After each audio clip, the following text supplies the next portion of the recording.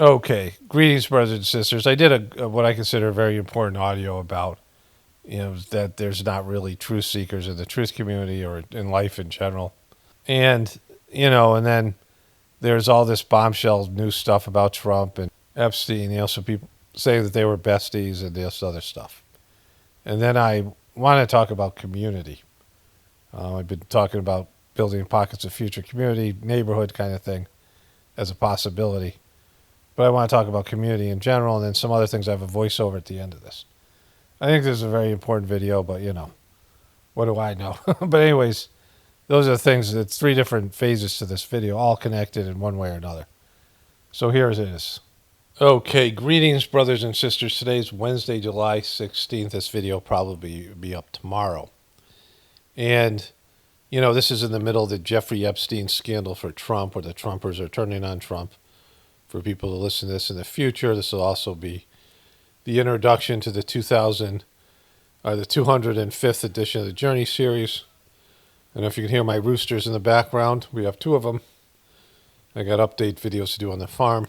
I made a short voiceover hinting at this in my last video, but I really want to talk about this in terms of you, me, and everyone who claims to be a truther, because we're really not truthers. We're not truth seekers. There's very few truth seekers out there. And so if you're a truth seeker, you're seeking the truth in all forms. You're passionate about seeking the truth, right? You're passionate about finding out the truth in whatever capacity. And a real truth seeker would go to everybody that dislikes them, the relatives they have beef with, their exes, your ex, your friends that you're no longer friends with, any of these people in your life that you could get feedback about how you suck, right? And you go ask them how you suck, like what you could do to improve. What is it that they don't like about you? What is it that, caused problems, right? Or even people in your life now, people who love you and you have a relationship with, and you find out, any complaints they might have, right? What are your complaints about me? If a woman asks her husband if the dress makes her look fat, is she looking for a truthful answer? So, on a daily basis, there are a number of lies, or you need to withhold information or sugarcoat things at work, to your clients, to your boss, to your, people in your life.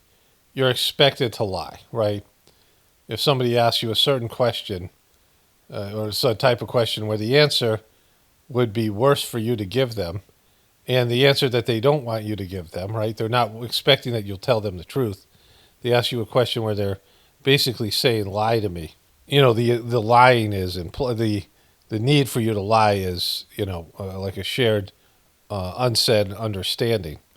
And so you're required to tell a number of lies every day. I mean, keep a tally of this. How many times does somebody ask you a question where you're expected to lie, like in one way or another? Expected to give a dishonest answer. So the majority of things that are out there are deception, right? And so if you really want to improve, if you really want to benefit from the truth, you would find out all the ways that you suck and improve upon those things.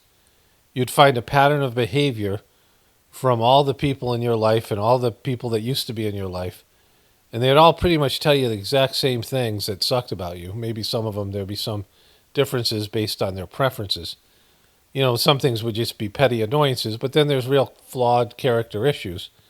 And they would tell you what sucks about you, and you'd be like, oh, that really does suck about me. How can I change those things, right? How can I become a better person by using this new truth that I never wanted to hear before? But even that's ineffective. But it's much more important to you than whether Jeffrey Epstein's a piece of shit, or whether Trump's a piece of shit, or what Trump did or didn't do, or what Biden did or didn't do, or what George Clooney did or didn't do, or what they said or what they believe, or the government, or any of these things, right? People in the truth community want to get to the bottom of other people's fucking indiscretions and lies, and mostly how it pertains to things that you already believe now, and that you want to hear things that match those beliefs. All these people who have real or diluted information and opinions about Jeffrey Epstein and his client list, all these people who are obsessed with Jeffrey Epstein have, truthful and untruthful beliefs about Jeffrey Epstein, and they want someone to come along and tell them they were right all along. That's the QB level of truthers, these fucking, fake truthers, all these people. But that's also people in the truth community, people who want you to confirm what they believed all along about a certain person that has nothing to do with you. It isn't going to help you change and become a better person. Isn't really even going to give you any resolution. It's just going to validate your desire to be right and be whatever you are, boost your self-esteem and things. And so that's not seeking the truth, right? And so a real truth seeker would connect with God daily basis, minute-to-minute basis, and look for information, guidance about what you're supposed to become, connecting with your soul, finding out what you're supposed to become, what changes you have to undergo, and what you need to improve on, and what things you need to give up, which would be most of the things. If you didn't have to give things up, you'd have to be moderate about them. You'd have to be moderate, in terms of the things that are maybe good for you, but you're indulging too much in them or whatever it might be. But, you're wasting your time, right? Like everyone's wasted fucking time. I mean, think about all the bullshit and time wasting that people do, and you yourself do, about things that have nothing to do with you and have no bearing on you finding your, contributing to the greater good of whatever's going on. But people, like I've said over and over again, are scared of God. They don't want to go to God. They don't want God to tell them what to do and what not to do. They don't want God to direct their lives. They don't want, they want to have control over picking the wrong thing, right? Freedom of choice has always been freedom to do the wrong thing.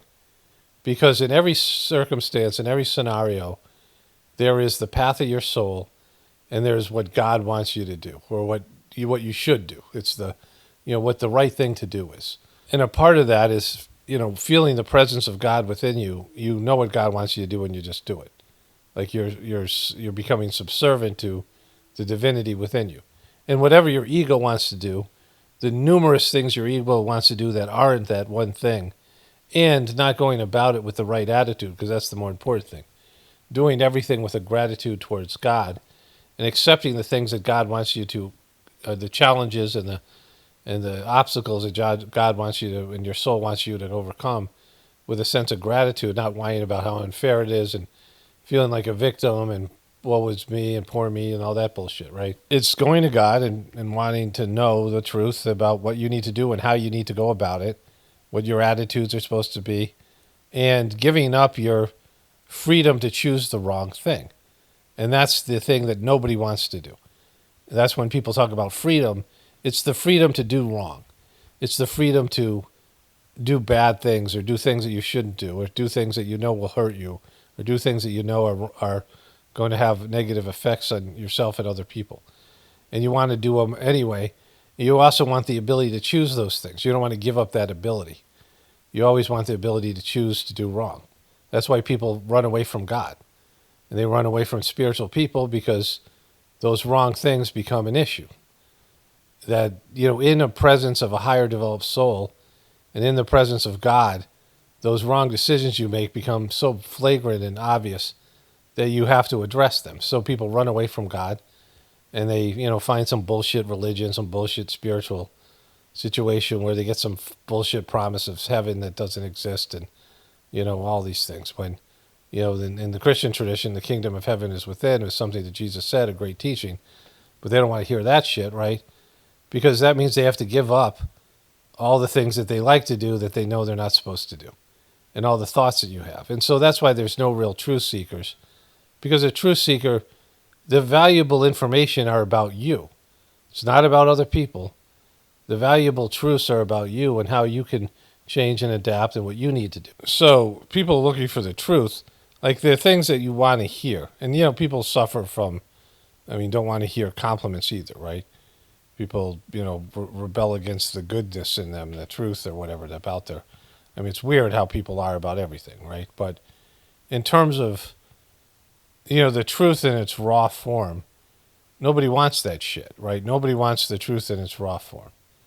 They want things to be more sensationalistic, or, whatever it is. Like they want, whatever they think something should be, they want it to match what is, right? And so when there's a deviation from it, it's like when I say something and some person gets butthurt, and even though I say, I don't have a complaint department, they write some bullshit complaint about, me and my motivation, and, any way that they can blame me for the fact they've heard something that makes them feel shitty about themselves that's truthful, right? At least, and I'm not even saying it about them personally, but they're taking it as a personal insult, and they come back with some, attack on me and whatever, how I'm a piece of shit.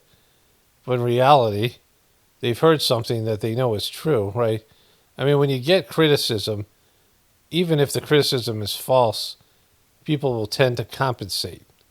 Even though they might rebel against it, they might say things about it, they'll tend to, try to prove the other person wrong. Oh, yeah, you say that about me? That's not true. They might not say that out loud, and they start trying to, be the opposite of whatever it is, right? But, people have bad thoughts, good thoughts, thoughts that they don't share with other people. And all these things, if somebody asks you questions about that, you would naturally lie, right? People are hiding things from themselves, right? Things that are buried and repressed in their psychological makeup. You hear something and you can't deal with it, so you store it away. You try to forget about it, these things. It's inside of you, buried away with, these mechanisms, these safeguarding mechanisms, so that you don't have to, re-experience the thing that you experienced, or the information that you were given, or whatever, that's too hard for you to bear. There are so many different ways that the mind can, the ego and the mind can find to dismiss things, or to warp things, change things, rearrange things, rationalize things, and make things that are, take the raw truth and turn it into something else. And there's ways that the personality will attack and go on the offensive when it feels threatened, when the truth is threatening to them. And so these are the truths that people should be looking for.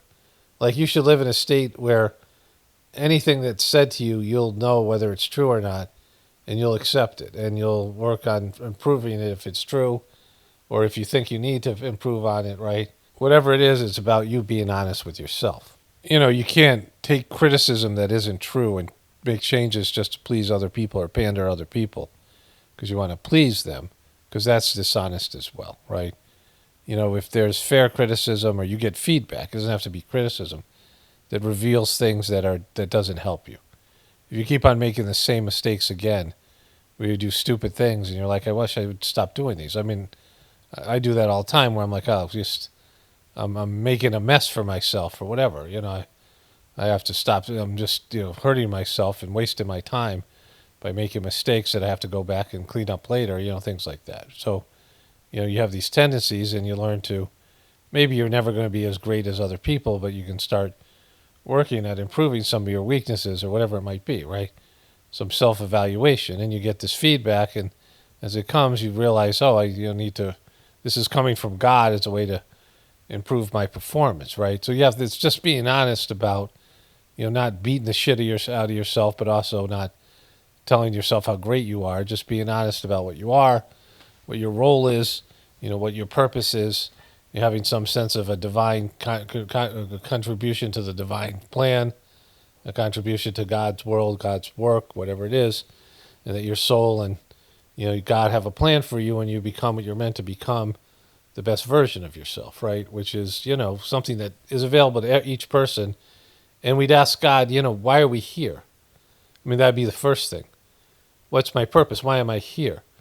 And people don't want to hear that, because the reasons that you think you're here, or the things that you're indulging in, you don't want to give those things up. You don't want to have to give up things that are not a part of your soul's plan, and you'll have to give some of them up, or at least you'll have to change your orientation to those things. They'll have to become less important, and find a proper place in your honest life, right? You're being honest with yourself, and you finding what your purpose is. Why am I here, God?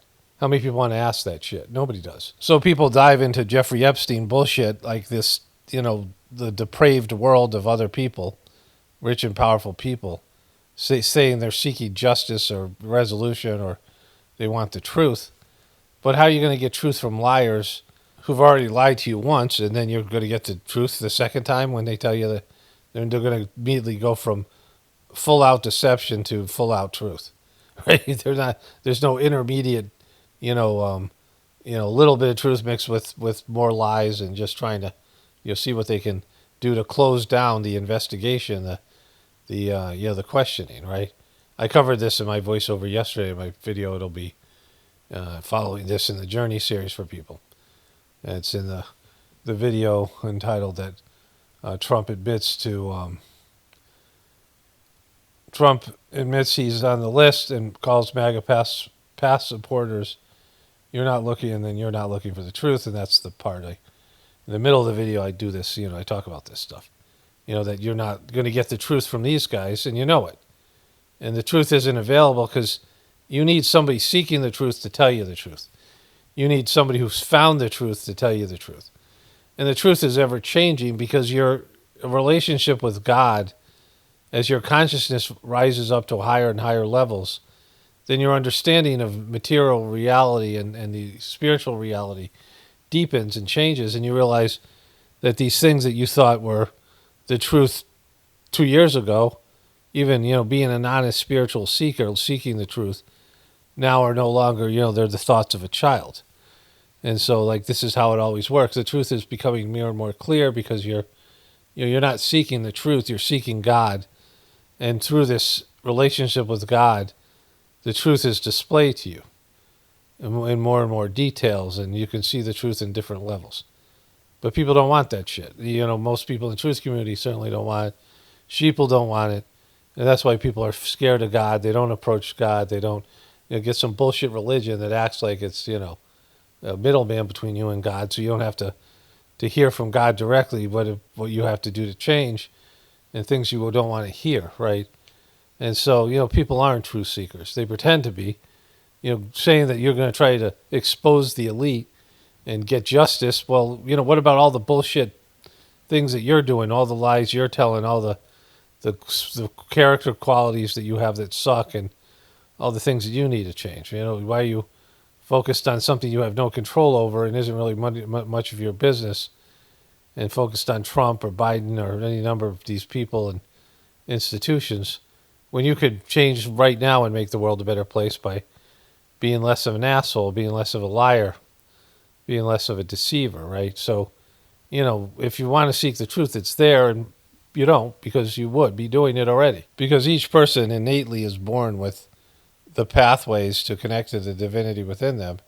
Of course, the system and the family and things don't help you with that in most cases. But the truth is there for you to find within yourself and connect to God and desire to find out what your true purpose is. Some, internal spiritual craving to work for God and to be, a part of the solution and a part of God's plan, and you have that inside of you. And it just needs to be activated. But people, when you're a kid, it's there, desire for this, on a very innocent level. And the older you get, the more that your ego develops, and the more you're like, fuck you, God, I just want to go do what I want to do. And so, that's why there's no real truth seekers. I mean, who could disagree with this, right? Who with any sort of ability for self-assessment and ability to perceive oneself would know this to be true, that there is a part of you that doesn't want to hear from God, doesn't want to hear from your soul, because you're going to have to give up some control over your ability to choose to do the wrong thing. And so, people just don't want to do that. Anyways, let's get into the other stuff here. Okay, so given what I just said about, today is that voiceovers from yesterday. Today is Thursday, July 17th. And so given what I've just said, there is endless amounts of bullshit out there, especially at a national level. And now with Trump, it's big stuff every week, every 2 weeks. And none of this stuff is anything that anybody can change. So I want to cover a little bit. This thing's still imploding on Trump. But, I've said this a long time ago about Trump, and then, of course, more recently. And, you can predict somebody's behaviors based in past behaviors. And we know what Trump did with the crooked Hillary thing when he said he was going to lock her up. Now, he made these promises to people. I mean, he went in on it like you wouldn't have expected a politician, a normal politician wouldn't have gone all in on he was going to lock Hillary up. Partly because he can't do that as president.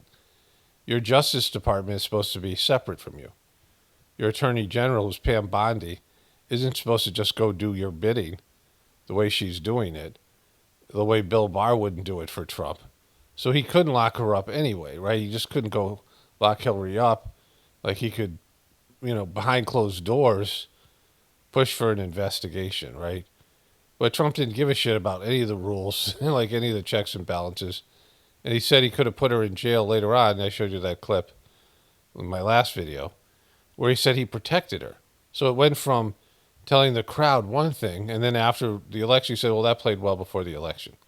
And so Trump obviously feels like that these people that voted for him, he can say anything to them and promise them anything and then just do whatever the fuck he wants, and that they'll just, knuckle under when he says, hey, this is what we're doing now, because he's such a great guy and he's God and his reality is reality, and they're just a bunch of plebes that don't know what to do, don't know what's good for them, which is in a way the case. I mean, that's true on lots of levels. But Trump isn't a good leader. Like he's got the people right. The people don't know how to govern themselves. The people don't know what's good for them. But he doesn't either, and he doesn't give a shit, and he just cares about himself. And so now he feels hurt. Trump feels like these people have abandoned him after he's done so much for them. He's sacrificed so much for them. He feels like a victim when when they don't adopt his new reality. Then they're not going to change everything that they thought about Epstein because Trump said so. Oh, I said so. You guys used to think this way? Well, not anymore because I said something different. And we didn't go with it. Trump is totally hurt and whining like a little bitch, right? So this is what he had to say. I missed this yesterday. The radical left Democrats hit pay dirt again. Just like with the fake and fully discredited Steele dossier, the lying 51 intelligence agents, the laptop from hell, which the Democrats swore had come from Russia, no, it came from Hunter Biden's bathroom, and even the Russia scam itself, a totally fake and made-up story used in order to hide crooked Hillary Clinton's big loss in the 2016 presidential election. These scams and hoaxes are all the Democrats are good at. It's all they have. They are no good at governing, no good at policy, and no good at picking winning candidates. Also, unlike Republicans, they stick together like glue. Their new scam. So this is his whole thing. They're horrible people, but they're loyal to each other. They stick together like glue, which isn't the case with the Democrats. We saw after what happened with Biden, the Biden debacle, and that whole thing that happened, and how they bailed on him. I mean, they're disloyal as to each other, probably more so than the Republicans. I mean, they're both horrible. They're all horrible. So for him saying they stick together like glue, it's silly. Like this is, Trump thinks the world revolves around him, so he's reacting to the fact that the Democrats are all united against him. That's all he sees. He doesn't know that they're not, united with each other on anything else. He's the one fucking common denominator, right? But that's how he sees this thing. Winning candidates, also unlike Republicans, they stick together like glue. The new scam is that we will forever call the Epstein hoax. We will forever call the Epstein hoax. No, we will never do that. And he didn't say that before. There's a thing on Jake Tapper has him saying something the opposite. If it isn't covered by, I have a thing with Chris Hayes and another thing with somebody, maybe Jen Psaki. And if they don't show you, it's a clip of Trump or a tweet that Trump wrote a long time ago calling, when other people called it a hoax, and he said he was going to release the files. And my past supporters, they will have, together it's called the Epstein hoax, and my past supporters have bought into the bullshit, hook, line, and sinker. And then there was this one. They haven't learned their lesson and probably never will, even after being conned by the lunatic left for 8 long years. I have had more success in 6 months than perhaps any president in our country's history, and all these people want to talk about with strong prodding by the fake news and the success-starved Dems is the Jeffrey Epstein hoax. Let these weaklings continue forward and do the Democrats' work. Don't even think about taking. Don't even think about talking of our incredible and unprecedented success, because I don't want their support anymore. I don't want their support anymore. Thank you for the attention to this matter. Make America great again. So he just disavowed all these people, and there's lots of them. And we'll show some of the prominent people with the Chris Hayes report, because the Democrats are loving this, right? The Democrats have this weird thing now. They don't want to totally embrace the conspiracy of Jeffrey Epstein, but they're now kind of acknowledging that there's more to it than Trump's saying. And they still want to mock Trump's MAGA conspiracy theorist people, but also they want this thing to turn, and they have to acknowledge that Trump is, mishandling this thing some way, and that there's more to it than he's saying. It's a weird thing for them, right? But, Trump is trying to make this thing into like the Democrats have been the ones pushing for this, and that's never been the case. Like, everybody knows it, right? Everybody knows that that the Democrats aren't the ones pushing this thing. Like, everybody fucking knows it. The fact that he would be saying this thing, it's just silly. Like, it's just fucking silly. And that he's, upset and hurt that these people wouldn't change something that's so important to them. Like, they're choosing Jeffrey Epstein over him. Like the Jeffrey Epstein thing that they have. Like, they want, their desire for truth on Jeffrey Epstein and accountability and over what he has, right? And so, there's that. Let me show you let's go right to the one I was talking about, Jake Tapper. And then I'll go to the Chris Hayes has got the whole thing is good. I watched that, and I watched a little bit of Jake Tapper's thing.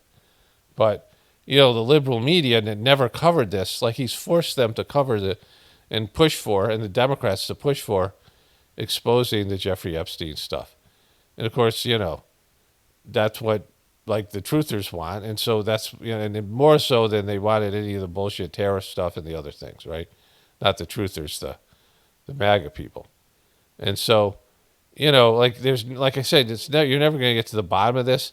But what are we getting to the bottom of? You're learning what I said about Trump forever. And that he's a complete piece of shit. And that his fucking assassination attempt was bullshit. And all the things that he did. And so that's how he treats, when he did the fake assassination attempt, it wasn't against the Democrats. It was against his own people. He was exploiting his own people. He's like, oh, they're trying to kill me out here, and I'm fighting for you guys. But they're not trying to kill him, because they want him. The fucking people that run this system want Trump in for all the fucking bullshit that he's doing to take down the system, because there's no other option. They can't keep the system going the way it is. It's insolvent. And so Trump is the catalyst to bring this thing, run it into the ground. And Trump has, when he loses his MAGA supporters, he has nothing. The Republican base now can turn on him because, they're not afraid of the MAGA supporters. And they are turning on him, and they will, because they don't like him. Nobody does. He's a bully, and he's a fucking arrogant prick and a demigod, right? So he's, a wannabe demigod. And so he's just fucking, abhorrent. This is how Trump's relationships end. You think about all Trump's past relationships, when people no longer agree with him and don't serve him, he throws them, or he throws them under the bus, right? And he just fucking disavows them. He's just disavowed the MAGA supporters who want to find out the truth about Jeffrey Epstein, something he and his own son, and then these other people that are around him promised. Some of the people that are in these positions, like Pam Bondi and Kash Patel. And so, like, he's telling you that your reality isn't reality. His reality is reality. And you have to adapt your reality to his reality. I mean, this is a cult leader. And he's treating you like the dumb fucks that you've been, right? Like the Trump or dumb fucks. Like he's gone beyond calling you dumb fucks. And he's, disavowing you. And so it's bad. And where are all these people now? Like, where are all these people that left comments here and, were all upset when I was telling them the truth? It wasn't like I'm treating you that way. Trump is treating you that way, right? I'm telling you the way that this guy was treating you, and like he's an abusive husband, and that it's bad, and he's a scumbag. He's not what he pretends to be, and all these people got all upset about it, and now they're like, "Oh, you're right." No, of course not. Like they'll just never admit that they, been duped. Okay, so these reports overlap, and there's stuff I've covered already, yesterday and this morning, in my last video yesterday and this video today. And so I want to show you one piece that I don't think anybody else has from Jake Tapper. President Trump today angrily denounced the support of anyone in his ranks who cares about the Jeffrey Epstein case, aka a significant number of people in his base. Like every one of them, like all of them. Who, by the way, elected Trump after he pledged to release the Epstein files, after his surrogate Elon Musk told Tucker Carlson that billionaires were backing Kamala Harris because they were terrified Trump would release the Epstein list. Now, this latest kerfuffle started this morning with Trump's post on Truth Social, where he continued to falsely assert that the Epstein files are some sort of Democratic ploy. He wrote, quote, "Their new scam is what we will forever call the Jeffrey Epstein hoax.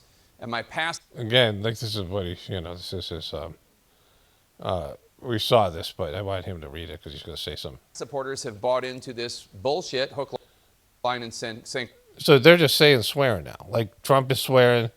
I mean, when I grew up, this was unthinkable that a president would swear and the news media would swear. Like these, I mean, I don't care, obviously don't care, but you see how things have changed so much. Like, I mean, this is a significant change. They haven't learned their lesson and probably never will. Let these weaklings continue forward and do the Democrats' work. Don't even think about talking of our incredible and unprecedented success because I don't want their support anymore, unquote. This same energy continued in the open. All right, so I'm going to show you this later because I have it with multiple places. His comment about this, or he disavows, so that we'll move to this thing here. In some cases, the sexual abuse of minors. Maybe back a little bit here. Aside from Epstein's own vile crimes, Epstein allegedly helped other powerful people in his orbit get away with heinous actions, including sex abuse, sex trafficking, in some cases the sexual abuse of minors. Here's just one portion of a victim impact statement surrounding the trial for Epstein associate Ghislaine Maxwell, who was sentenced to 20 years in prison for conspiring with Jeffrey Epstein to sexually abuse minors. One victim, who went by the pseudonym Kate, wrote to the judge, quote, "I witnessed Maxwell's relentless and insatiable drive to meet the sexual needs of Epstein at any cost to the vulnerable girls and women upon whom she preyed and fed to Epstein and other powerful men. The many acts that were perpetrated on me by Epstein, including rape, strangulation, and sexual assault, were never consensual and would have never occurred had it not been for the cunning and premeditated role of Ghislaine Maxwell played." Kate went on to write that the consequences of what Maxwell did have been far-reaching in her life, and this has been, let's just say it, this has been a huge about-face for Trump. He's the dog who caught the bus. On a podcast just last fall, he promised he would release the Epstein files.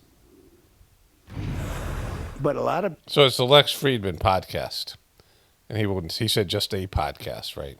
big people went to that island. But fortunately, I was not one of them. So that's a lie. Like you see the way he told that, right? Fortunately, I wasn't one of them. I wasn't one of them, right? And so that's a lie. And this is also a lie here. Yeah, I'd be inclined to do the Epstein. I'd have no problem with it. Why would you not have a problem with it? Why would you not be passionate about doing it? I don't have a problem with it. Yeah, you do, because why would he say that? Why would anybody have a problem with it? I don't have a problem with it. So the only reason you would have a problem with it is if powerful people said you can't do this, it would take down the government. There would be some element of it that would be too widespread or whatever it was. That Israel would say, you know, he was a Mossad agent and you can't fucking do this to us, one of his handlers. Or he's a part of it, which he is. He called Jeffrey Epstein a terrific guy. There are multiple videos with them together. And he allegedly kicked him out for doing something to a girl, abusing a girl at Mar-a-Lago. So there was some, you know, a sexual assault that occurred at Trump's club, and he didn't report that, right? Why wouldn't he go to the police over that, right? Why wouldn't you do what's right? That's what you're supposed to do. That's what a law-abiding citizen, a guy who's into law enforcement, would do, right? And so he, why would he have a problem? Why aren't you passionate about this, right? And so he's involved in this, number one, which is probably his big thing. And there's powerful people that involved, or governments, or whatever it might be, that are telling him no, you know. And so he's very lukewarm when all of his other people are passionate. I mean, his son was passionate, and all these other quotes I've showed you in previous videos. So here he is. You know, it's funny, this thing that happens where he gets these bombshell questions when he's supposed to be, he's with some president here. I don't know from where. Just like this guy's a prop right now, right? People are saying it, yeah. But Mr. President, will you ask Attorney General Pam Bondi to release more documents to finally put this controversy to bed? You know, whatever's credible, she can release. If a document is credible, if a document's there that is credible, she can release. I think it's good. So what he means by not credible is anything with his name on it, right? Anything that incriminates him, right? But it's just a subject. He's dead, he's gone, and all it is the certain Republicans got duped by the Democrats, and they're following a Democrat playbook. And see, nobody believes that, right? Nobody has, this is a complete reversal of anything that anybody thought about the Epstein file and the Epstein case, because this didn't happen under Barack Obama. None of these things were. Like, none of this stuff was.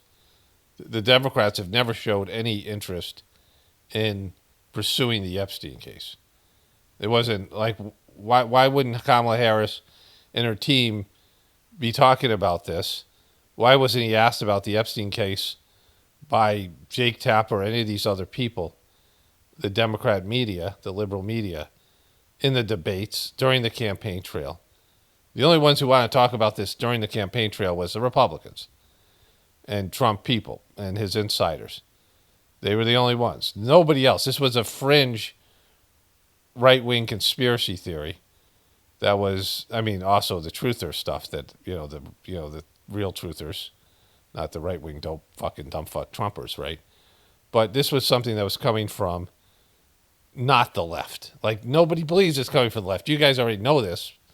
But, like, he's trying to rearrange reality. Like I said, like, a month ago, he thinks that his reality is reality, and you guys we all have to knuckle under to it, and that whatever he believes will come true. He thinks he's God. Like, if he thinks these tariff things, which he has no basis for them working, he doesn't really have a plan. He doesn't think things through. He doesn't have knowledge. He's not curious about anything. He doesn't dive in deep in anything. He's not, he is not concerned about any of these things that his supporters are. He doesn't care about them. And he's coming in saying the Democrats have done this the whole time. This is his fucking, and he thinks if he says it enough, he can make you believe it. And in the past, he could, because you're dumb fucks. The Trumpers are always dumb fucks that would eventually knuckle under to his demands of changing your reality to fit what his desired reality is. And so he can't believe it's not working this time. Right? And so different than Russia, and all the other hoaxes. They're started by the Democrats, and that means that he's involved. All the other hoaxers, he was the target. And so he's saying that he's the target of this thing. So he knows if they release the information, it's going to involve him, and no one's going to give a shit about anybody fucking else. And now, of course, the Trumpers won't either. When his name is all over this thing, it comes out, he went to the island, right? We went to the fucking island. Did I show you that thing where It was the Shane Gillis thing. I don't know if I showed you that yesterday. He makes a joke at the ESPYs, which I will show you. But his thing was saying, well, I'll get to that. I'll show you that next in case I didn't show you. If I showed it yesterday, it's okay. But here, let's get to... Some Republicans, in this case, I was surprised, but they got duped. But have you talked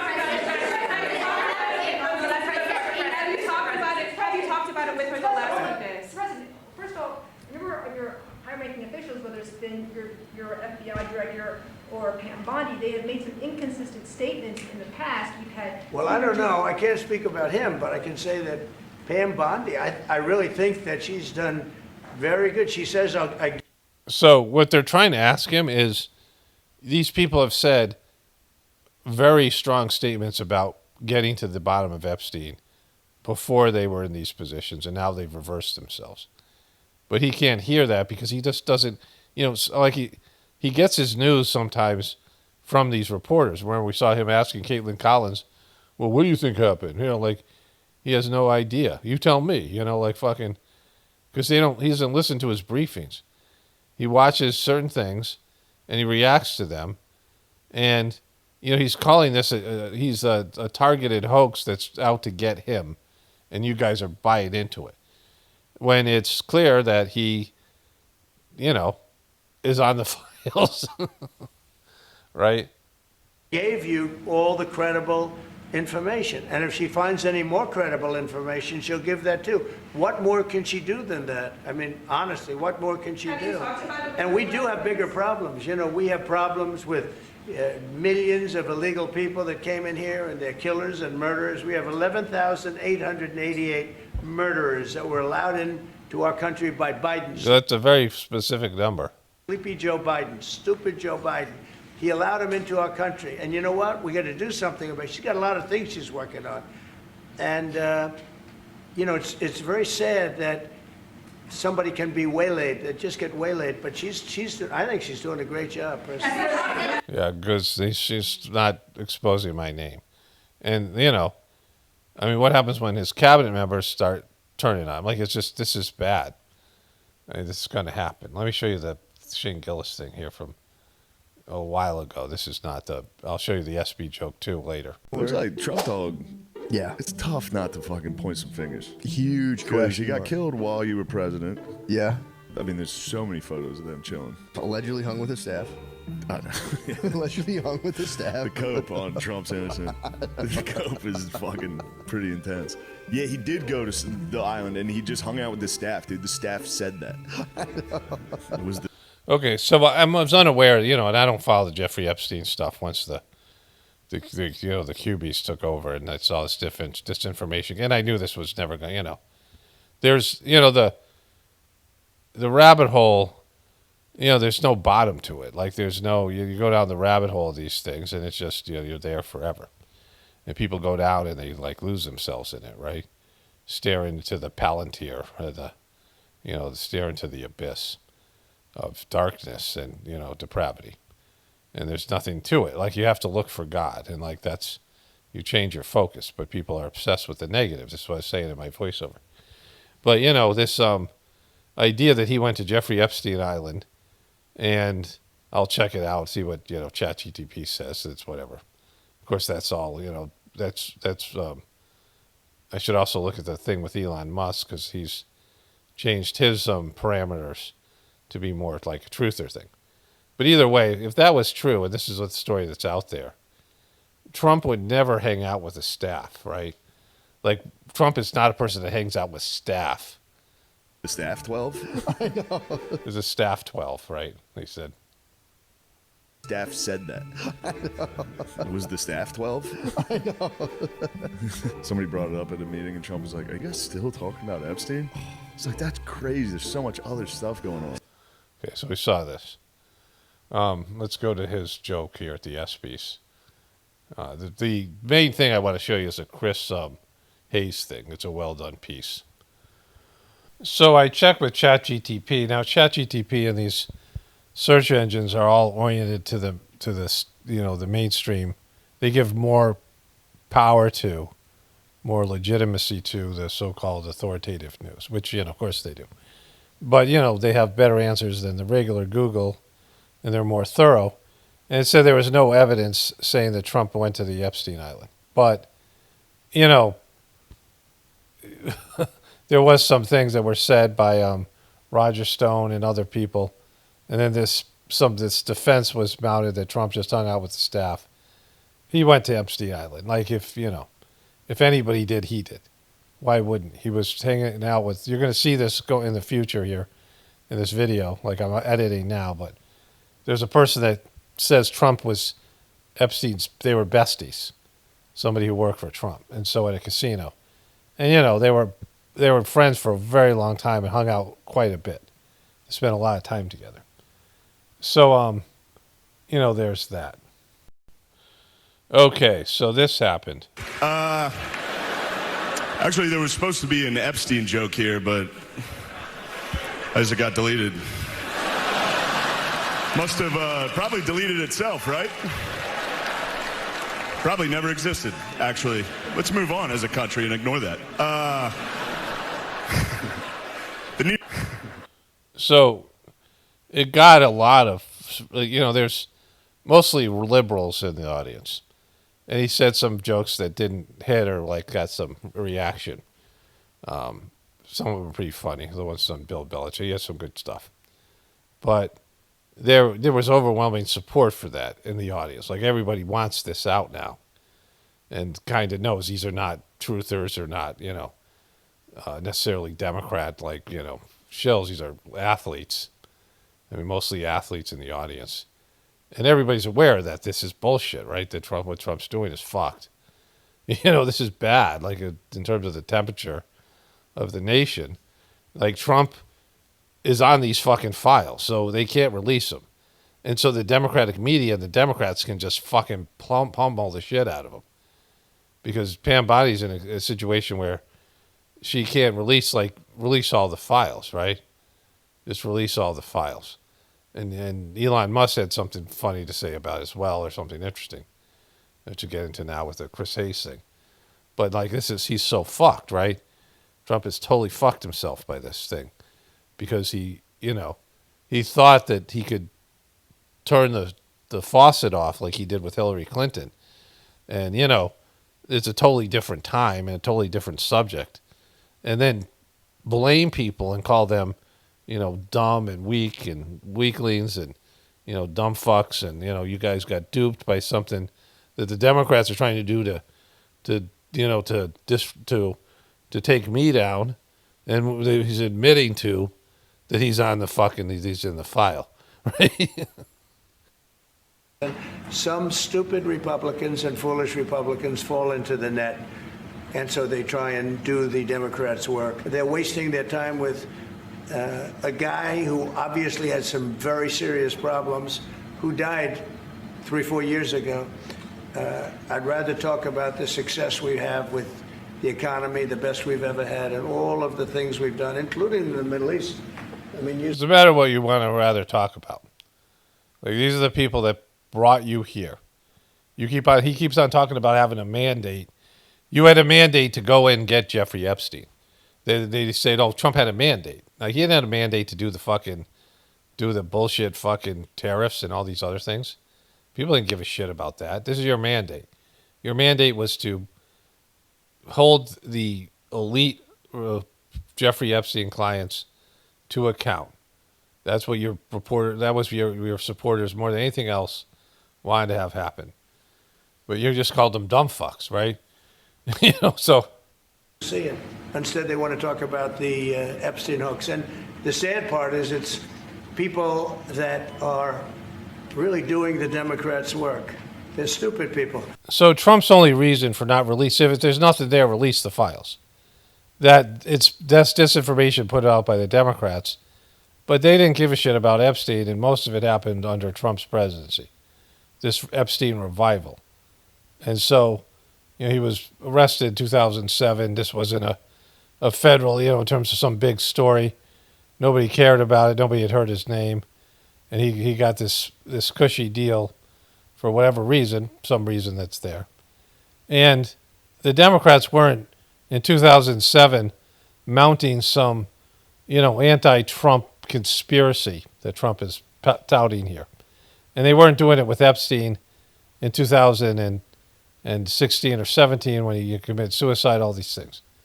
And then Joe Biden didn't bring it up once, and they didn't pursue it. With all the things they pursued to get Trump, all the lawsuits, all the criminal charges, none of them had anything to do with Epstein. So the only reason to not release it is what he's saying is because there's disinformation that'll hurt other people, or hurt innocent people, which is himself. And so the only real reason for him not to release it, other than his handler saying don't release it, is Trump, whatever they have, which isn't very much. I don't think it's that much anyway. Trump's name has got to be in there, and it is in there. We know it's already in there for something. So they hung out. He had Trump's number, so Trump would be a part of this. If there's any evidence beyond that, that's enough to, especially the way he's acted now. He's acted guilty as fuck, right? If there's anything beyond that, it'll be his, it'll take him down for sure. And so he's begging people to let it go, the Trumpers, and they fucking won't. And now he's fucking attacking them. And all of it is just it's kind of funny, but it's horrible in terms of what he's doing. Okay, so I was a little discombobulated this morning. Whenever you have to put something together like this, there's, you have to conceptualize the order in which you put the videos. And I have a bunch of videos, more random videos that I want to get to because my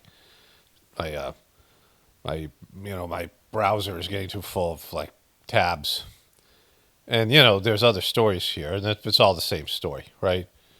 But I meant to say, and I should go back, hopefully I'll remember to go back, I'm going to talk about community and the need for community at the end of this thing, as opposed to what we have now in terms of depending on the system. And hopefully I've already, in terms of what you've seen, I've already remembered to do that as I edit this later on, right? But one of the things I want to say here is, that I've been right about Trump in terms of, I'm not a Trump hater because Trump has been very entertaining and he's, and I'm one of the few people, or only people out there in this sphere that says Trump is doing God's work by destroying America. And all these other people as well, because the system has to come down. It's part of a divine plan. It's, it's time. And, I made a video in which it was entitled something like, why would God want to save this system? And not one person could make a concrete statement. Nobody actually had anything. None of the people watched the videos. And, and it did take a real sheeple, a real dumbass, a real normie to come up with some bullshit reason about their own bullshit things. If you look at it from God's perspective, there's no reason to save this system. We know why we want the system saved. We know how the system collapsing is going to affect us, at least on some levels we know. But, in terms of the divinity, why would God want, something that's, look at the way people are going in the wrong direction. Look at the way that we're affecting the rest of the creatures and, the trees and everything on this planet, the way that everything that we're doing, right? And so I have a better perspective than most people because I'm not looking at the system has to be saved or that any of these people are acting just on their own in different groups to bring about a negative outcome. We're all contributing to whatever this beastly system is. And so I'm more generous in terms of the people here and everybody because I acknowledge my own participation and all of our participation in this system that's going the wrong direction. It's a demonic system. It goes against God's will. And so, people don't want to hear that shit, but when I'm right and people there were so few people that talked about Trump's fake assassination attempt. You'd think they would come back here, right, now that Trump is imploding, but they won't because, there's things here that they don't want to hear, which is I was saying in the beginning of the video. They want people to cover it, like Candace Owens will cover it, where Trump was so good about everything, but not just this thing, which is silly. These people they're going to show you all these people who were on the wrong side of this thing. And they're constantly on the wrong side of things, right? Good evening from New York. I'm Chris Hayes. No one in my lifetime has been better than Donald Trump at changing the subject, dictating the news cycle, wiping things from our collective memory. Remember we bombed Iran like 2 weeks ago? Whatever else you can say about him, the man has always been extremely adept at getting the news coverage he wants, or at least about the topics he wants. That is not happening, though, right now. They're so happy. Like, this day was inevitable, and I told you this is how all Trump's relationships end. There'd be a time where, the MAGA and Trump would divorce, and it's happening right now, and Trump is left with nothing, right? He's like a turtle without a shell. Right now, Donald Trump wants everybody to shut the hell up about his one-time close friend, associate, the late child sex trafficker Jeffrey Epstein, the guy you see there on your screen hanging out with Trump. And yet everything Trump is doing is making people talk about it more. In fact, just an hour or two ago, Donald Trump fired an Epstein prosecutor. That would be Maureen Comey, the daughter of former FBI director and Trump nemesis James Comey. Now, Trump could have a lot of reasons for disliking her, but as Politico noted today, Comey, who'd worked in the U.S. Attorney's Office for nearly a decade, prosecuted both Jeffrey Epstein and his associate, Ghislaine Maxwell. Okay? So when Donald Trump's trying to bury the story right now, out of nowhere, in an unprecedented move, presidents don't fire career attorneys, he fired Jeffrey Epstein, Ghislaine Maxwell's prosecutor. Well, that's not a good move, right? This is just one in a series of things Trump has done surrounding the Epstein story that have just been really weird. And so now we are seeing a revolt among the MAGA faithful, people who cheered when Trump staffed the Department of Justice and FBI with loyalists, who vowed to release the Epstein files to the public. And they were devastated last week when Trump's administration closed the case and told everybody, turns out nothing to see here. The thing that I didn't predict, I had no way of predicting it, whatever, was that when all this stuff went down with Trump, fake news could be real news again. Like all these people who had, what Trumpers would call Trump derangement syndrome, they would be right about Trump, at least mostly, and they could just come out and just say what was happening without having to make up shit. And, so I talked about that. And so you have quality journalism now because of Trump handing that to them because he's that fucking bad, right? And his fucking dumb fuck people who followed him up to this stage when clearly he's always, Trump has been telling you forever that he's a piece of shit, all the way back to The Apprentice. He's a selfish, myopic piece of shit. It kind of was endearing because he's more transparent about that than the average scumbag. And, all these people, these rich, powerful people and the politicians and all the celebrities, they all want to be liked and they all want to pretend they're humble and they're like you and they all fake things. They all have these different personas and they go on these shows and tell stories to endear the public to them. Like they'll go on fucking talk shows, the Kimmels and those shows and these set stories and just to make them look like the average normal people and they get it and they're like you. And Trump has never been like that. That's like why it's preposterous to think that he would hang out with staff. I still haven't checked that. I have to check that out and see if that's true. That he would hang out with Jeffrey Epstein's staff. So, do you think Trump ever hangs out with the low-life workers that not that I'm saying they're low-life, that he thinks they're low-life, right? And Trump has been calling his supporters dumb fucks in every possible way because he's been showing you over and over again, showing the supporters that he's a piece of shit. And now you're like just realizing it. Like fucking he's never been, he's never not shown you this.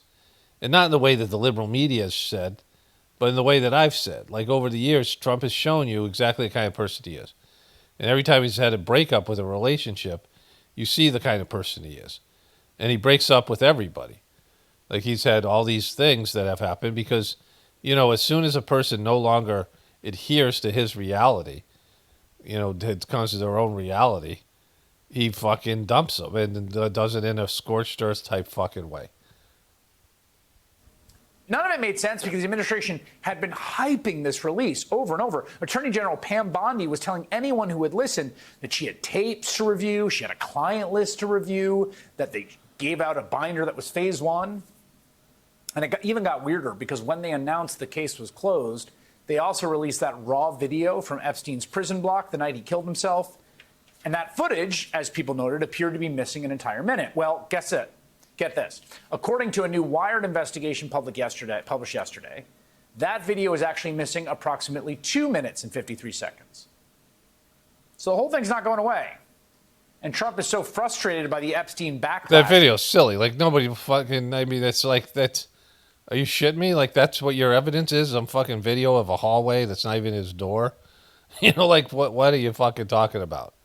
Like, that's your fucking evidence? That the case closed. Right? Like fucking. From his own political reporters, he is now calling them stupid. Mr. President, I know you want to move past all this intrigue over the Epstein files, but I do want to ask you to clarify something you said this morning. You said this was all a hoax. Has your Attorney General told you this was a hoax? What evidence have you seen of that? No, it's not the Attorney General, no. I know it's a hoax. It's started by Democrats. It's all been a big hoax. It's perpetrated by the Democrats and some stupid Republicans and foolish Republicans. Stupid and foolish. He's calling you dumb fucks. He's calling you dumb fucks, right? He's calling the Trumpers dumb fucks.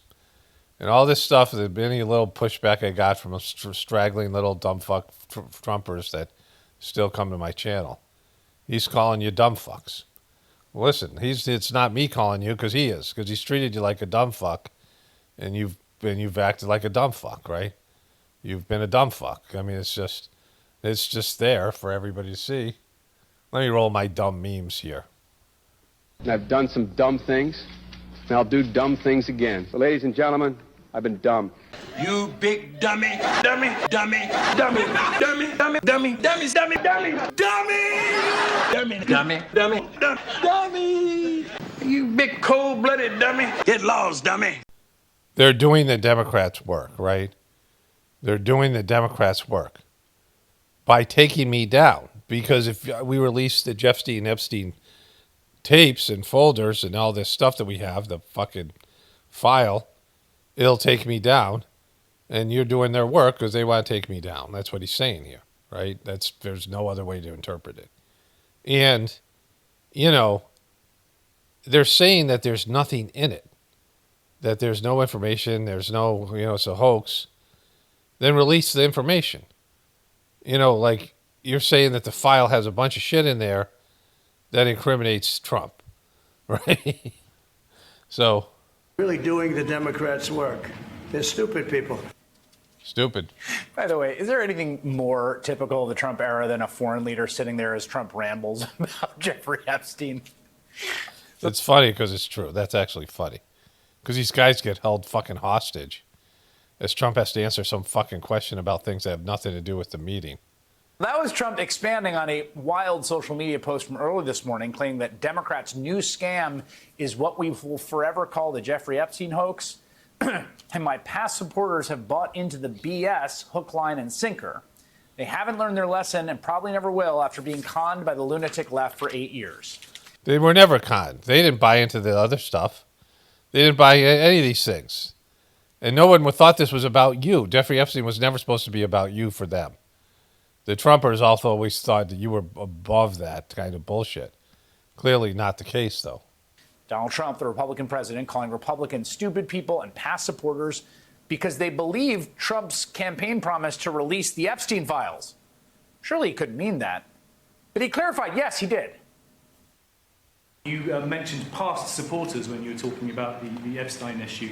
Does that mean that you're effectively disowning any supporters who are now calling? I lost a lot of faith in certain people, yeah. I lost because they got duped by the Democrats. What? Telling people the case is closed isn't working, so he's defaulting to trying his old playbook where it's all Russia, Russia, Russia, Comey, Obama hoax. Barack Obama created the Epstein files that he didn't show you, so why would you even want to see them? What could be in them? They're fabricated anyway and they don't exist. What's wrong with you? The thing is, it isn't really working. If you talk about this, I'm going to excommunicate you. Well, you're not the Pope, bro. Millions of Americans are not satisfied with what we've been told. And we shouldn't be, because it's been... So, you know, all these people I mean, we know Alex Jones is a shill. But all these people who get lots and lots of views and have like following, they went in on Trump. They pushed Trump, and Trump's a disaster. All of them. Like, they should be completely discredited. They should have no audience. Just because you're now realizing what Trump is, you should have known when to fucking. I mean, like, I knew when I watched The Apprentice. I'm like, this guy's running for fucking president. This is gonna be great. I mean, you heard me say it. Like, fucking, those people have been around that long. Like, I knew what Trump fucking was, because he's telling you all the time. I've always had a fascination with figuring out what makes people tick. Like, what's inside people's internal world. I didn't understand that part of it till I started doing the meditation. You have an internal universe, and it's filled with lots of different things. That there's on a spiritual level, there's these subtle bodies. And there's the manus, the mind. You have your causal body, which is your soul. And that creates your physical body and these other things. Everything comes from your soul. But then you have things that are more specific to your personality. Your manus, your mind, and your consciousness. And these are two different things. Your mind and your consciousness are different things. And these are energetic fields. Your mind, you have your brain, but you have these things that are there as part of your identity and the way that you perceive the world, right? And you have this anchor, the ego, which is the ego is something that you look at yourself as being separate and different from other things and other people. And so that's what separates you, the ego. You have these other things that are more harmonious and these other levels of consciousness. And so then there's the psychological makeup and all the memories that you have and experiences you have and these things called samskaras.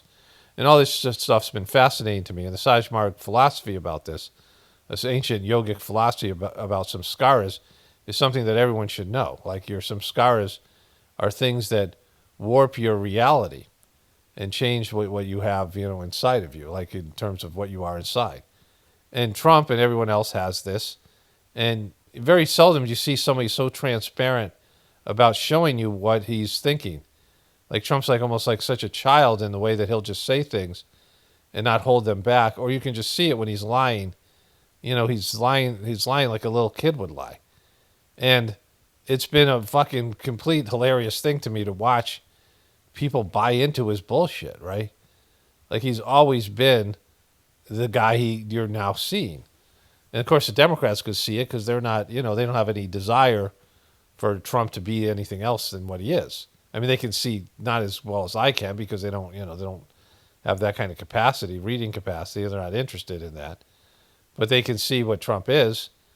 And they've been, right about things about him because he's not fucking hiding it, right? And so all these fucking dumbasses that bought into Trump's bullshit, and, it's willful ignorance. It's willful dumb fuckery. Contradictory and insulting to our intelligence every step of the way. Trump should not be insulting and attacking the people who voted him in and supported him simply because they want answers on this notorious case of a high-profile individual. Why did they say there was thousands of hours of tapes of people doing horrible shit? Why did they say that? I can't reconcile this Donald Trump with the Trump that we're seeing right now. All these people, their level of being truthers, their level of alternative media, they should all be scrapped. They're useless, right? Like, they're all they went and endorsed this guy in ways when they went away with his bullshit fucking WWE style fake assassination attempt and all the other bullshit he pulled. It was obvious. It was so obvious, right? And people are still running to these people, and now he's turned with this whole fucking thing that he's done, that they're turning on him. For what? Like, why weren't they right about it when it counted? Because it didn't matter whether Kamala Harris or Trump got elected. It didn't matter if anybody. There's nobody out there. The best person in the world couldn't reverse the whatever situation we're in, right? I mean, whatever that means to be the best person in the world, the best politician, the person most capable in the United States to be president, to fix this system, couldn't do it. And even if all the best people were there, like when Trump says, I hired all the best people. Like, if you put the best person in every governmental position and we elect the best person in each state, the best people to be senators and people in the House of Representatives, and got all the best judges, like in every one of these positions in the government, all the Supreme Court, the two legislative branches of the government, and the presidency, and then all the agencies that are there, all the, the federal agencies. If we put all the best people, and every mayor, the best mayor in your town, like in every level of government, every level of, whatever it is, we put the best people in. You can't reverse $2 quadrillion worth of fucking debt, right? You can't reverse the effects that the internet has had on young kids and these things. You can't affect, you can't reverse any of these effects of the idiocracy that's set in, right? And the best people aren't that good, like, because they're all fucked up and they're all fucked in the head as well, because the best people are also messed up by the system. And so, to believe that this guy could solve that, this bozo, I mean, this is why I'm talking about, and him telling you you're stupid, that you're dumb fucks now, because he's treated you like dumb fucks, because he conned you into believing something. He's a con man.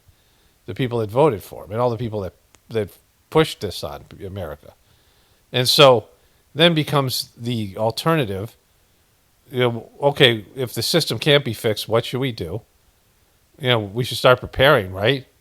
We should have a backup plan, right? Like, that's, what each person should be going through right now. Like, looking at the system going, all right, I better prepare myself for this, because that's what a person who wants to survive and possibly thrive in the future would do. And also, well, if this isn't what it's about, maybe there's something more, and that's finding out, asking your soul and connecting with your soul and finding out what your purpose is. And getting away from your bullshit American dreams and your bullshit American culture, and find out why you're really here, which is what I was talking about in the beginning of the video. And I've been saying this shit for years, and I have a dwindling audience because of it, right? The more I talk about the truth, the more people run away. So, and don't come back, even though they should realize at some point that I've been telling them the truth here, and these other motherfuckers have been lying to them in various capacity, pretending that they're alternative media and that they're truthers. That is gaslighting the public right now. The Trump that I voted for across multiple elections. The Epstein scandal is definitely terminal cancer to Trump's MAGA movement. Yeah, but if it should have never existed, right? Like, it's not a real movement. Like he's just said, you're dumb fucks. Trump used all you people, like all of his supporters and all these media people, for his own ends, right? And he throws you away. Just what he does, fuck you guys. And then he has these horrible breakups with people and institutions in this case. And these people believed in Trump, as you saw, and his war on the deep state, and now they're wondering why Trump has changed his tune, including disgraced former Trump National Security Advisor Mike Flynn. In a long post on social media today, Flynn practically begged Trump to change tactics and release more Epstein files. Quote, if there are elites inside of our country that committed crimes against children, shame on them, and they must be held accountable. Even Republican House Speaker Mike Johnson has, at least rhetorically, in his words, if not his actions, split from Trump on the Epstein case. I agree with the sentiment that we need to put it out there. And Pam Bondi, I don't know, when she originally made the statement, I think she was talking about documents, as I understood it, they were on her desk. I don't know that she was specific about a list or whatever, but she needs to come forward and explain that to everybody. That was just yesterday, though on the same day, Johnson and fellow Republicans blocked a Democratic proposal that would have forced the DOJ to publish its Epstein files online. But again, Trump can't stop talking about Epstein and posting about Epstein, even as he wishes everybody else would.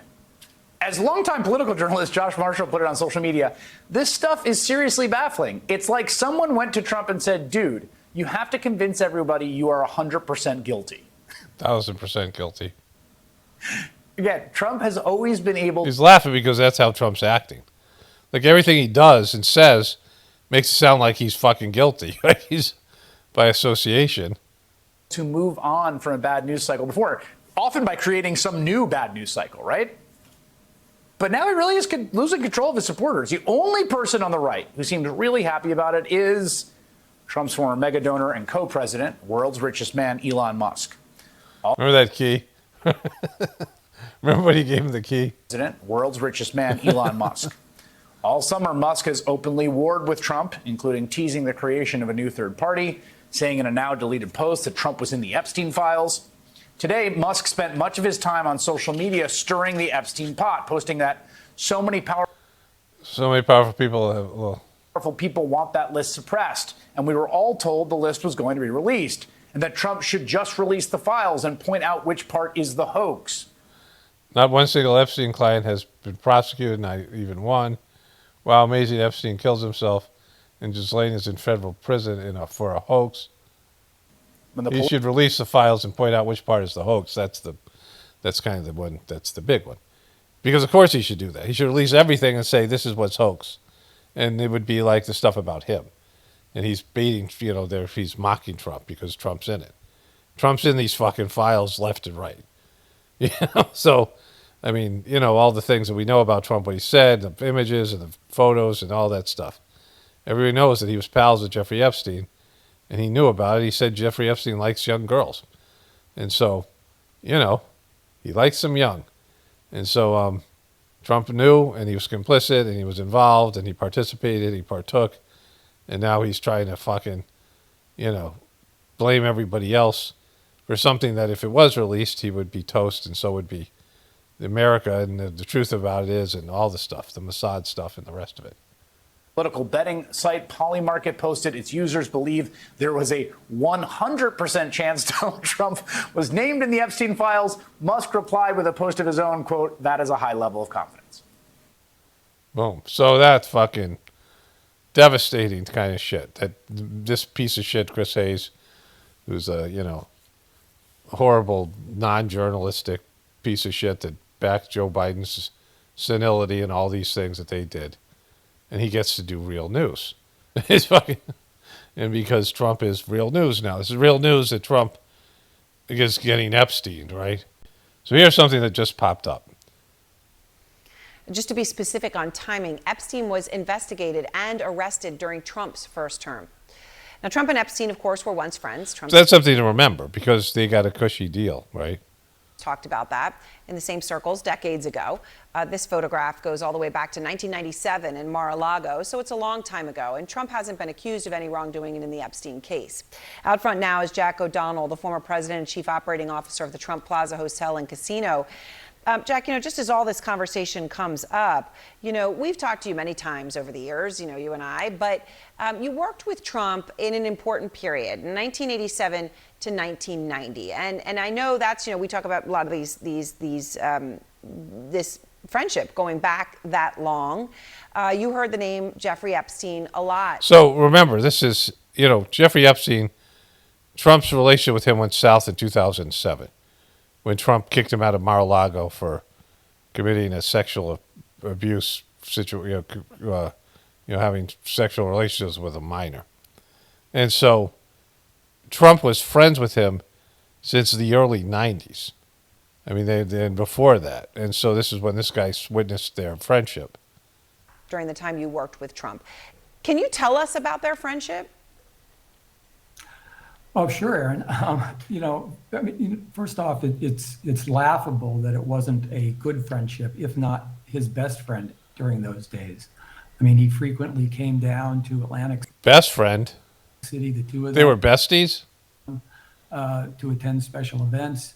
I heard reference in several conversations, and in one conversation where I had to specifically talk to him about Epstein and his presence in the casino. So it was, it was, in my mind, it was his best friend. Besties. Really, the time I was there for 4 years, his name was, not constant, but it came up quite a bit. And you're saying they would, from what you recall, come down to the casino together. I mean, Trump has called Epstein a terrific guy, a lot of fun to be with. Now, that was a New York Magazine interview all the way back in 2002, predating any of these. It's good to know that was that thing, 2002, because it didn't have a date in it. Any knowledge of Epstein's nefarious actions.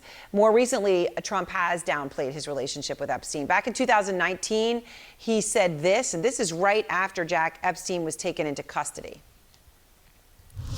I knew him like everybody in Palm Beach knew him. I mean, people in Palm Beach knew him. He was a fixture in Palm Beach. I was not a fan of his. That I can tell you. I was not a fan of his. That doesn't really fit with what you're saying. No, Aaron, it doesn't. And, one incident that I think kind of, proves their closeness and how much they hung out together. One time, a Monday morning, I came in and the commission was waiting. The inspectors were waiting in my office. And Donald and Jeffrey had come into the casino in the wee hours of Sunday morning, 1:30 in the morning. Two buddies. They had three women with them, and the commission was waiting for me because they had determined that the women that they brought down were underage to be on the casino. And when I asked them how they knew that, by the way, one of them was the number 3 ranked tennis player in the world. Okay. And this guy happened to be a tennis fan. And he said, Jack, I know she's 19 years old. Okay. So, and You liked him on the young side. to get on a helicopter with a friend and 3 other people and fly down to Atlantic City. I mean, you can connect those dots. They were pretty At good 1:30 buddies. in the You morning. don't- And just to be clear, when you say underage for the casino, underage for the casino would be 21, right? So not necessarily legally underage girls, right? Not. Yeah, well, it's still fucking creepy as fuck. So, like the legality thing should be thrown out when it's a 19-year-old girl with 50, 60-year-old men, right? Like fucking, and all the rest of the stuff we know about Jeffrey Epstein. So they're flying in together, private jet, partying with young girls. That's what this guy's alleging here. Which, if this isn't true, this guy worked for Trump.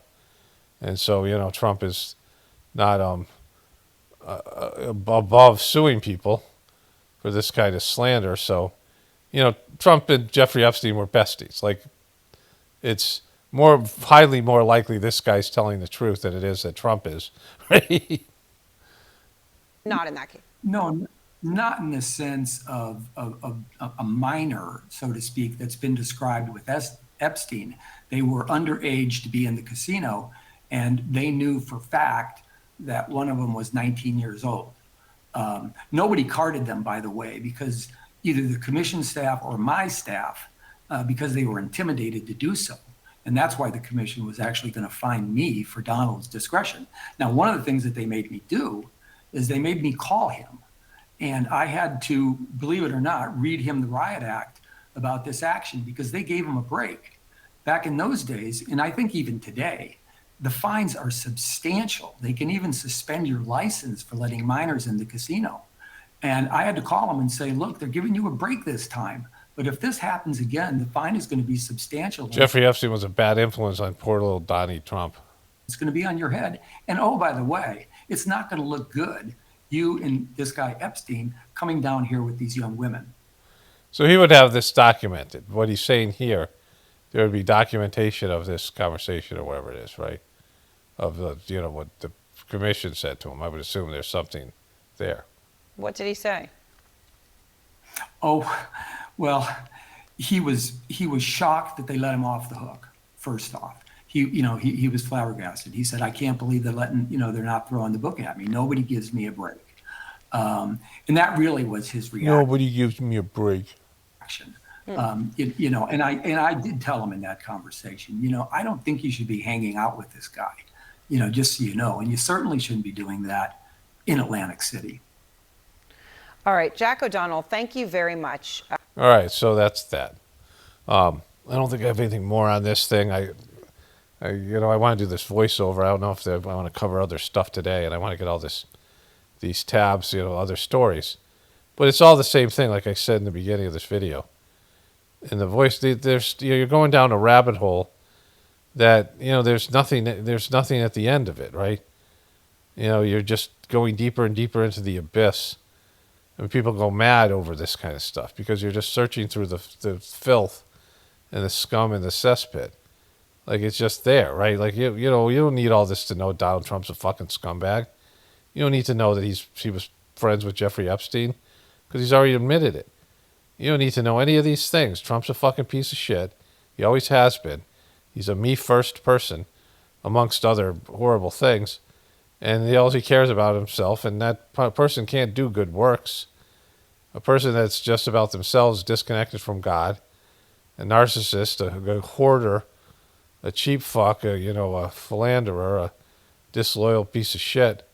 Like Trump has all the worst qualities, as do all these other people.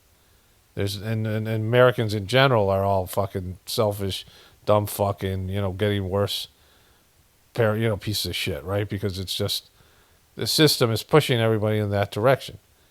And the internet and everything that we have now, of course, with AI, all these things are making people worse and weaker. We're going in the wrong fucking direction. You don't need this stuff. Like, you don't well, how much you need, how much of evidence do you fucking need, right? Before you realize that's, I mean, it's just like, what? Like, what more do you need?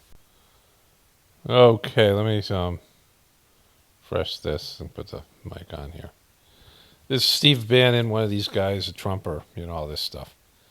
These guys are, With a special prosecutor, has to be an independent special prosecutor, has to take over. Do you believe that DOJ and FBI right now, with the guys who are all close to, Pam Bondi, Dan Bongino, Kash Patel, do you think they have any credibility left to pursue this? No, and I'll tell you exactly why, Steve, because in 2016, we trusted the plan with Trump. But now Trump has become the deep state. What do you mean he's become the deep state? He was always a deep state, right? That's the difference between me and you, bro. Like me and these people. He's always been a part of the deep state. He was a billionaire tied to all these people and institutions that are what you would call part of the deep state. He worked for NBC as the apprentice. He worked for all these governmental people. He gave tons of money to the Clintons. He was a Democrat. He was besties with Jeffrey Epstein. He has always been the deep state. What the fuck you talking about? Pursue this? No, and I'll tell you exactly why, Steve, because in 2016, we trusted the plan with Trump. But now Trump has become the deep state. The exact thing we voted him in. Why do you say he's become the deep state? What is more deep state than covering up for pedophiles? Why would you go to that island? Why? Tell me, why would you go to that island? Why would you go on the plane? We're not going to play with these anymore. MAGA hats are off. America First hats are on.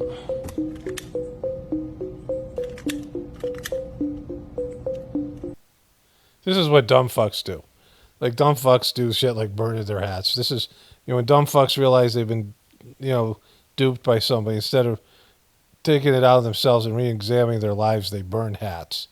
And they show shit like this. It's what dumb fucks do.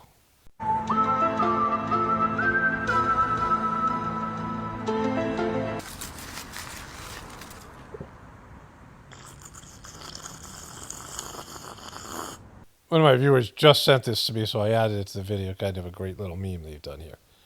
But it shows you a couple of things here. That if you don't offer any information, and you said you were gonna, and there's just, already substantial evidence that you were pals with Jeffrey Epstein, then they just assume that you went to the island. And they assume you partook, right? I mean, all your viewers, all these people, all these Trumpers, the MAGA people, this is how they'll define you now as one of the people on the list that partook of what Jeffrey Epstein was offering. Like, if they had doubts or it was there, whatever it is, now they've... Like, if you don't give people information, they imagine the worst, right? And then the memes come out, and then, I mean, I don't know if Trump will win them back, and if people run back to him. I mean, oh my God, right? Like, how much of a dumb fuck you have to be. But, other than that, this is what's up here. For years, President Donald Trump has drawn huge support from conspiracy theory believers, including QAnon, that group, of course, pushing fabricated claims that... Okay, so these media people are playing with house money because whatever they are been told about the Epstein files, like the Democrats had said here, tried to force the Republicans to, they put a bill out to release the files and the Republicans voted it down. I mean, that's already happened since this debacle. And the Democrats can push for the full release of these files now, knowing that Trump isn't going to release them because he's on them and he's been told not to release them or or both, or whatever it is, right? And so they could just push for it without any blowback. Even they probably don't want their files released, but they know that they're not going to be released, right? They also have this problem. The one problem they have is that they want to, feed into one of these so-called conspiracy theories, because they're all saying that Jeffrey Epstein was a child trafficker, which means that Pam Bondi is lying, saying that there's nothing there, that Jeffrey Epstein had a client list. If it wasn't a list, he had clients, right? And so they can say that now, but they don't want to admit that the MAGA people are right and all these things. And everybody believes in conspiracy theories. Plenty of people believe in conspiracy theories about Trump. We live in a society and a culture where conspiracies are very common, right? Like they're all over the place. Everybody's conspiring all the time. And so, but they're walking this line between, endorsing MAGA beliefs and or, being able to shit on Trump. Like they don't want to endorse the conspiracy theories, the so-called conspiracy theories, but they want to feed the flames of divide here. Global elites run child sex rings, among other things, like Hollywood elites drink the blood of stolen children. Now, just days after the Trump administration released Adrenochrome, bitch. A memo saying Jeffrey Epstein did, in fact, take his own life, and there is no so-called client list of powerful people tied to sex trafficking. Many of those same followers just refusing to believe that. They are feeling betrayed, and that is causing a big war. Because he betrayed them, and he called them dumb fucks. In the MAGA base, CNN chief data analyst Harry Enton is here.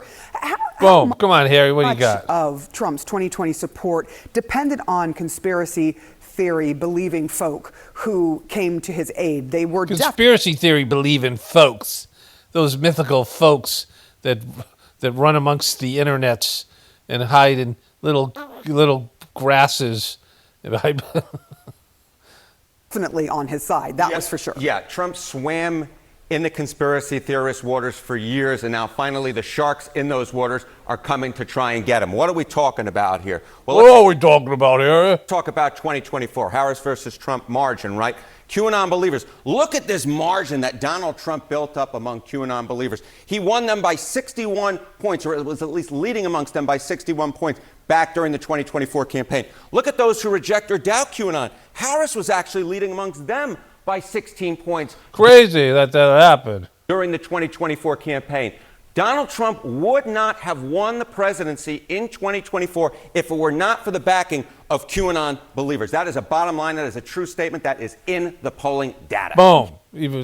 That's his first fucking issue. Curious what you saw in the primary and how they played a role in that as well. Yeah, okay. So, we talk about QAnon, but it's not just QAnon, a conspiracy theory in which Donald Trump has swum in those waters. How about the fact that Joe Biden didn't win the 2020 election legitimately? I mean, that is a conspiracy theory that Donald Trump has pushed for years. For years, it's a conspiracy theory. Very. Of course, Joe Biden won that election legitimately. Choice for the 2024 GOP nominee. Let's move on to the other ones here. In his primary base. Yeah, I mean, look, what was one of the big foundational beliefs of how Donald Trump rose up within the Republican ranks? It was pushing the conspiracy theory that Barack Obama was not born in the United States of America. So choice for 2016 GOP nominee. Peter off. So we will see. I know you'll be watching. We'll be watching. All right, Harry Enton. We'll be watching, yeah. We'll be watching. Okay, so, this is how they are able to straddle this line now between endorsing conspiracy theories and conspiracy theorists, but also, create this, fan the flames of this divide. And so, that's where we're at, right? Let me move on to the other thing I want to say here. Okay, so this is Wednesday, July 16th. I actually completed this second video about potential pockets of the future Gratefulness meditation community. Or maybe neighborhood would be a better way to put it. And I made a playlist on Gratefulness meditation, and I'll make a playlist on pockets of future. Let me go do that right now. First I want to say, very seldom do I put this video already up on Gratefulness meditation. It wasn't public. And I, you know, I had this to add to it, so I decided to take it down. I already included it in my 2004 Journey series, so this part of this going to be in a separate Journey series of 2005. It'll be the third audio. I've already made 2 audios for that. So not 205. If it's 2005, I'll be 90. So if I'm still making Journey series when I'm over in my 90s, you know, if I make it to 90s. But anyways, let me go do that as a playlist. Okay, so you know, I made a playlist. So there's some comments here. There's one comment specifically. Let me just sort of get focused here. I'm kind of just this comment here. A person writes, you know, I really dislike these kind of comments. I would just be careful, Paul, with this because you may be. I would just be careful, Paul, with this because you may be getting more of a problem than a positive outcome. Lots of nut jobs out there, always drama from others. If you want to do this, I'd post on Homesteading Group or Facebook or something rather than getting someone from your followers. Really bad advice. You know, I don't need advice. You know, what person would believe that I wouldn't? I mean, I'm not a people person. You know, this is me totally going out of my comfort zone to open up this possibility. And, you know, only because I believe that I'm being directed by God. And so this isn't something where there's going to be scrutiny. My wife and I mean, my wife has to sign off on it, you know, talking to people that are going to cause drama. I mean, you know, as best as I can determine that, right? Again, not having, you know, if you have just actual issues and, you know, people go through cleaning in the Sajmark system, but people who are just, you know, have some sort of personality disorder and have no ability to contribute in these things, that is not a possibility. I just can't have it. When and if I have spiritual gatherings, there's going to be things that people are going to have to sign waivers and things. I'm just, you know, there's been issues in the past, and it's sad that that's the case, but that's the case, right? There's going to have to be some various things because I'm not, you know, it's to me a privilege to be able to do gratefulness meditation, and, you know, I'm taking a lot of responsibility on and doing a lot of the work and effort and providing an opportunity for people, and, you know, there's going to have to be some level of understanding about that. And so, you know, whenever those things happen, that's part of the reason I have delayed on those things, because I need people to step up and volunteer and be part of it, as well as, you know, all these other things. I'm not going to, you know, risk our future and, you know, just years of drama and shit like that, getting involved with people who are whatever. So, I mean, I'm obviously that person. I'm not looking for friends, and I'm not looking to expand my social life. This is me feeling that God has opened up these possibilities. And so, like, that's the first piece. That's, you know, and so the other piece is it has to come through my channel and the gratefulness meditation, because a big part of it, I believe, for me, is to do with gratefulness meditation. Like, it's everything to do with that. You know, homesteading, sure, that's a part of it, and what people need to do to come together as a neighborhood, as a community, you know, that's all going to be part of that too. But without it having anything to do with the gratefulness meditation system, Sajmark system of meditation and transmission and cleaning, that's, you know, the only thing worth spreading. I mean, you know, it's, I'm not like the best homesteader and all these other things. Like, if that's, you know, that would be the only reason I would venture to do something like this, to make it possible for people to come together. You know, in the way it used to be, you know, when I was a preceptor, people would have my number, random strangers would have my number. They'd come over and get sittings. You go over to a preceptor's house, you get sittings. People would show up at gatherings. There was mostly no issues, but things have changed dramatically, and all the shit that's gone down with Dodgy and all that kind of shit. And so you know, there's going to have to be some things that has to be a level of protection, a level of, you know, just being smart and realizing the world that we live in. But eventually, you know, hopefully there'll be people who can benefit from the system, have a connection to the system, have the desire to live in the country and homestead, and have skills and things to offer a community. If there isn't that, there isn't that. Like I'm fine with it not being that way. It's my duty to move forward with this because I believe that there's things happening, opening up as a possibility. I've had these things open up before and close down. There's things like that. But there's a belief system that I have and my wife shares in terms of the truther stuff and these things and the homesteading.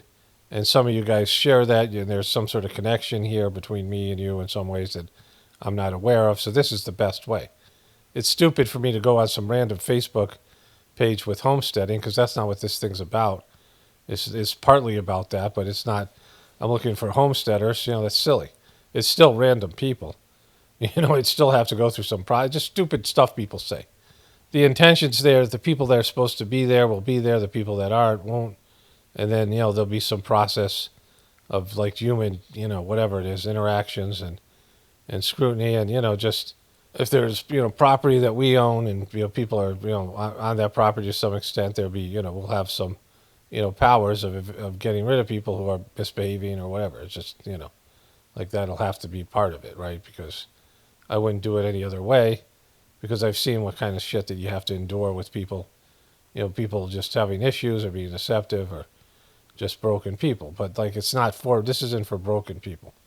I'm not looking to do service or charity. I'm not looking to carry people. This is something where I just want to, help people in some material fashion. Just, obeying the will of God. Like if this is something that God wants to happen, it'll happen. The divine hierarchy in the Sage-Mark system. If it isn't, it isn't. And there's been things that opened up the Gratefullness Meditation YouTube channel. That's been going well. And there's been, indications of, there's been progress and growth in that. And eventually there could be gatherings and things. And then, so many of us experience going to these gatherings. Sometimes we didn't have the money to travel, some of us or whatever, or were busy or couldn't get the time off at work. Or there'd be some reason why you couldn't make it to the gathering. And things would just open up and you would just go there. Some things would happen and would just, I wouldn't say magically, but things would just sort of work out because it was supposed to happen for you. And then you'd go and have this amazing time and it would be transformational and just other things, going to India and other types of things like that were imperative that you go through and they were spiritual benefit. And it was just, part of some sort of, destiny as well as your own, spiritual will to move along your spiritual path. And, that's the reason that, this thing will happen or not happen. Right. And so, and that's the way I'm looking at it. I have mixed feelings about it personally, but I'm not going to block it or force it, based on any personal preference. It's if it works out, it works out. I'll do my part to make it work out, but that's all I'll do. I'm not going to over extend myself to make something work that's not supposed to work out, right? But, like it's silly. Let me just go back to this person's comment. I would be careful, Paul, with this. You may be getting more of a problem than positive outcome. Lots of nut jobs out there, always drama from others. Like you don't think I'm aware of that shit after, working as a counselor and my life with my ex and seeing all the bullshit that goes on in the world. You don't think I know what humanity's like? And you like fucking, you don't think I'm not wary of human beings. And the people that come here, they're going to have to like rise up to a higher level. That's what's going to have to happen.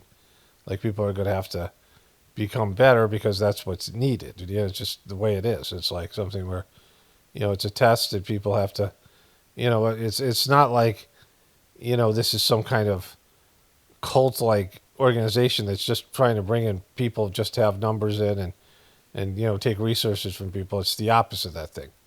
It has to be that there's people of quality that want to participate in something that is, mutually beneficial and build a community, and knowing that there's going to have to be some personal sacrifices and selflessness for people to do that, right? You have to be selfless and you have to, extend yourself. And like, it's already stuff that I'm doing that I wouldn't normally do, but I believe that this is something that God wants me to do. And I won't ignore what I think are God's orders. At least I have to make the opportunity available. But maybe there'll be no one to participate, and that'll be that, right?